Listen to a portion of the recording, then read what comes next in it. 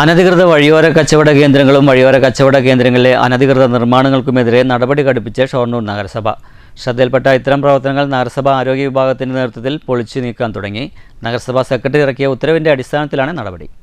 അനധികൃത വഴിയോര കച്ചവട കേന്ദ്രങ്ങളും വഴിയോര കച്ചവട കേന്ദ്രങ്ങളിലെ അനധികൃത നിർമ്മാണങ്ങൾക്കുമെതിരെ നടപടി ഘടിപ്പിച്ചിരിക്കുകയാണ് ഷൊർണൂർ നഗരസഭ.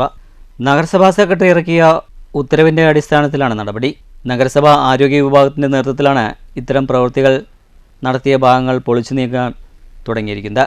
നഗരപരിധിയിലെ വഴിയോര കച്ചവടക്കാരുടെ ഉന്തുവണ്ടികളും തട്ടുകടകളും കച്ചവടം ചെയ്യുന്നതും അല്ലാത്തതും കാടുപിടിച്ച് വൃത്തിഹീനമായി കിടക്കുന്നതായി റിപ്പോർട്ട് ചെയ്തിട്ടുണ്ടെന്നാണ് നഗരസഭാ സെക്രട്ടറി ഇറക്കിയ ഉത്തരവിൽ പറയുന്നത്.